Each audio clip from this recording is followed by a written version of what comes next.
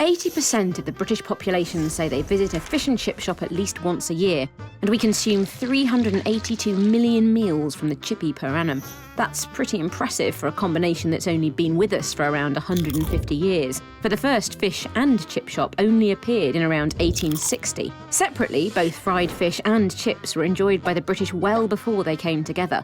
Chips as a term for something edible was in use in the 18th century, often in relation, rather curiously, to oranges. Orange chips were candied chunks of peel. It was in the same century that the potato was going from nobbly curiosity to staple food, especially for the poor. And given how well potatoes lend themselves to deep frying, it was inescapable that potato chips would soon be on the scene. By the Victorian era, chipped potatoes were everywhere, from the delicate little straw potatoes, which resembled, well, straw, eaten by the rich, to the French street food which Dickens described as husky chips of potatoes fried with some reluctant drops of oil. The British preferred baked potatoes, but they ate them fried too. Fried fish, meanwhile, was also on the tables of the rich and the poor. Breadcrumbed fillets, delicately fried in butter and garnished with fried parsley, were a staple for upmarket meals. Whitebait fried in lard were considered a delicious delicacy. But there was another place fried fish could be bought, and that was the street, in the Jewish quarters of London and other big cities.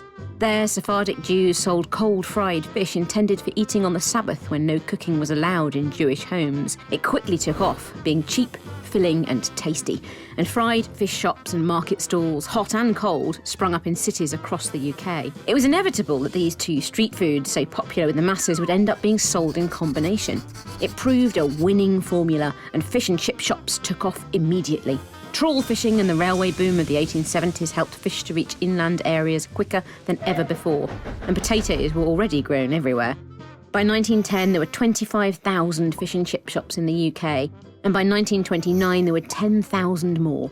Such was the hold of fish and chips, and its genuine goodness, especially for its mainly working-class consumers, that during the Second World War, fish and chips remained off the ration, though the type of fish available was not always the most delicious or desirable of species.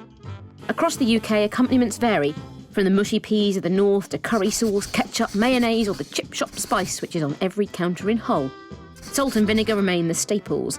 In the 21st century, chippy vegetable fats have often replaced beef dripping or lard for frying.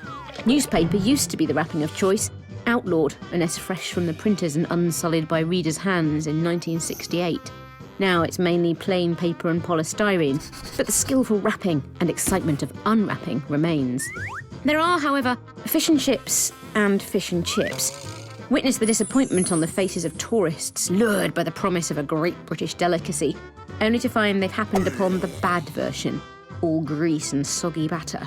But then when it's good, well, it's crispy and fluffy with a hit of vinegar and the punch of salt. It's unbeatable. Thanks for watching.